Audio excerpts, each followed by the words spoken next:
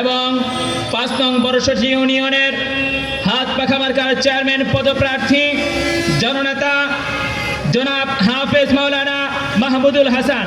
জননেতা জনাব হাফেজ মাহমুদুল হাসান।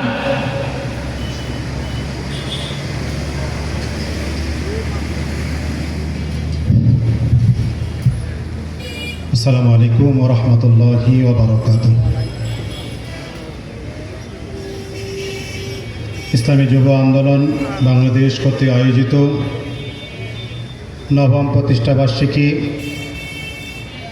আজকে 31শে জুলাই 2025। উপস্থিত রয়েছেন আজকের এই মহতী জলসার সম্মানিত প্রধান অতিথি, সভাপতি, বিশেষ অতিথিবৃন্দ। উপস্থিত রয়েছেন ইসলাম প্রেমিক ভাইরা, যারা যেখান থেকে শুনছেন। আল্লাহ তাআলা আমাদেরকে অল্প সময়ের জন্য এখানে কিছু কথা বলার, শোনার আল্লাহ সুযোগ করে দিয়েছেন, শুকরিয়া আদায় করি আলহামদুলিল্লাহ।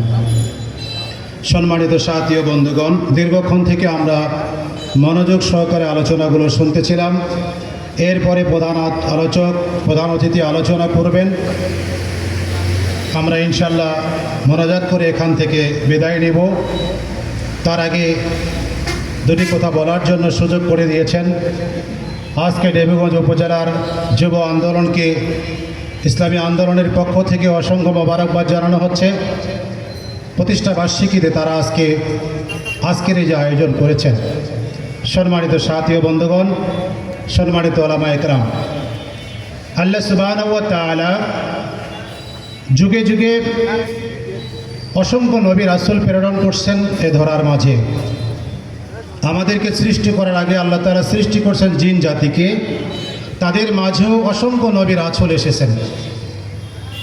এরপরে মানব জাতিকে আল্লাহ তাআলা সৃষ্টি করছেন, মানব জাতির মাঝেও আল্লাহ তাআলা অসংখ্য নবী রাসূলকে আল্লাহ তাআলা প্রেরণ করেছেন। আল্লাহ তাআলা আমাদের মাঝে আমাদের আখিরি নবী, সমস্ত নবীদের সরদার, নবীকুলের শিরোমণি আল্লাহ তাআলা শেষ নবী হিসাবে যাকে প্রেরণ করেছেন, আখিরি নবী নবী মুহাম্মদুর রাসূলুল্লাহ সাল্লাল্লাহু আলাইহি সাল্লাম, তিনি আমাদের মাঝে দাওয়াতি কাজের জন্য এসেছেন। তিনি চলে গেছেন। বিদায় হজের ভাষণের মধ্যে উনি বলে গেছেন, আমি তোমাদের কাছে ইসলাম রেখে গেলাম। এই কথা বলেনি উসমান, আলী, আবু বকর, ওমর তোমার কাছে ইসলাম রাখলাম, এই কথা না, তোমাদের কাছে ইসলাম রেখে গেলাম। ইসলামের দেখার দায়িত্ব তোমাদের কাছে।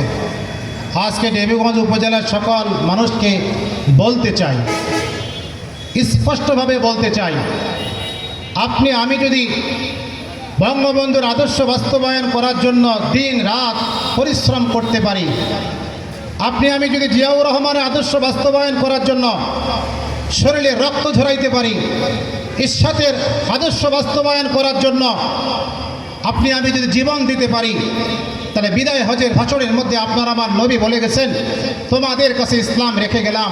তাহলে ইসলাম প্রতিষ্ঠা করার জন্য কে জীবন দিবে? কে জীবন দিবে? কাকে জীবন দেওয়া দরকার?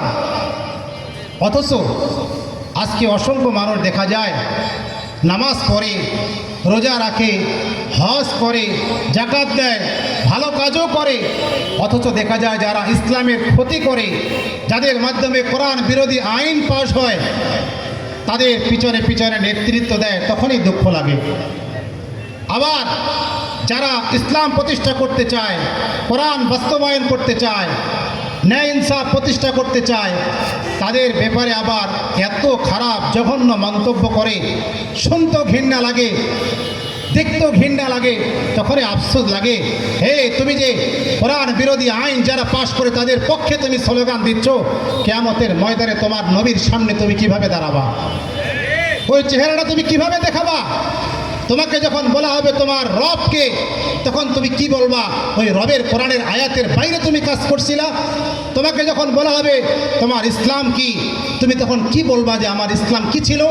তোমাকে যখন বলা হবে তোমার নবীকে, তখন তুমি কি বলবা যে আমি নবীর আদর্শের বাইরে কাজ করেছিলাম? লজ্জা থাকা দরকার। সম্মানিত সাথী ও বন্ধুগণ, আপনাদেরকে বলতে চাই, বিগত 52-53 বছরে আমরা এই বাংলাদেশে অনেক সরকার দেখেছি, অনেক রং বেরঙের মানুষ দেখেছি, অনেক মার্কা দেখেছি।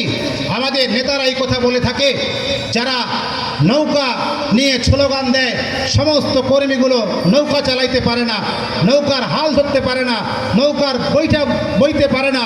যারা ধানের শি নিয়ে স্লোগান দেয়, ধান কাটতে পারে না, ধান উভাইতে পারে না। কিন্তু আপনার আমার আদর্শের এমন একটি পথিক, আপনার আমার দলের এমন একটি পথিক, ছোট্ট বাচ্চাটাও এই পথিকটাকে চালাইতে পারে, হাত ঘোরাইতে পারে। ওই মহিলাটাও পারে, হিন্দুও পারে, মুসলিম পারে, ওই এসি রুমে ঘুমাইলেও সেও পারে, ওই যুবকটাও পারে, ওই যুবতীও পারে, গ্রামের মানুষও পারে, ওই যারা রাজপ্রসাদে বসে আছে তারা এমন একটি পথিক ঘুরাইতে পারে। শুধু তাই না, কারেন্ট যখন চলে যায় ওই পথিকটা নিয়ে, নৌকা নিয়ে ওই বুকের উপর কেউ ঘুমাইতে পারে না, ধানের আঠি নিয়ে কেউ ঘুমাইতে পারে না। কিন্তু এমন একটা পথিক আপনার আমার ওই বুকের উপর রাখার পরে সুন্দর করে হালকা হালকা বাতাস দিয়ে সুন্দর করে ঘুমাইতে পারে। কথা ঠিক কিনা? সম্মানিত সাথী ও বন্ধুগণ, আপনাদেরকে আমি শেষবারের জন্য আমার বক্তৃতায় শেষ পর্যায়ে এসে আপনাদেরকে বলতে চাই, এই বাংলাদেশে ইসলামের পক্ষে কি একটা মার্কা আছে? ওলামায়ে কেরামের কি একটা মার্কা আছে? নতুন করে বাংলাদেশ গড়ার কি একটা মার্কা আছে? ওই যারা বলে নেশা করে, নেশা করে, নেশা করে, নেশা খায়, মিথ্যা কথা বলে, চরমনায় পীর সাহেবের নামে যারা স্লোগান দেয়, বলতে চাই হাজারো মানুষ চরমনায় ময়দানে গিয়ে জুয়া ছেড়ে দিয়েছে, হাজারো মানুষ চরমনায় ময়দানে গিয়ে ওই মদ ছেড়ে দিয়েছে, নারী নেশা ছেড়ে দিয়েছে। অনেক যুবক ছেলেগুলো নিজের সুন্নতের জীবন পাবন্দি করতেছে। কথা ঠিক কিনা? এজন্য ওই সমস্ত ব্যক্তিদেরকে বলতে চাই, ওলামায়ে কেরামের কি মার্কা আছে? এই বাংলাদেশের স্বাধীনতার পক্ষে কি মার্কা আছে? পীর মাশায়েখদের কি মার্কা আছে? পিয়ার পদ্ধতির কি মার্কা আছে? সারা বাংলাদেশের স্লোগানের কি একটা মার্কা আছে? কোন সে মার্কা? সবাই বলেন, জোরে বলেন। দেবীগঞ্জে, পঞ্চগড়ে, রংপুরে, সারা বাংলায় এবারতে দেখাই দিবে মার্কা আছে। এবার উন্নয়নের মার্কা হবে হাত পাখা, ওলামায়ে কেরামের হবে মার্কা হবে হাত পাখা, মা বোনদের মার্কা হবে এবার হাত পাখা, হিন্দুদের মার্কা হবে এবার হাত পাখা, উন্নয়নের মার্কা হবে এবার হাত পাখা।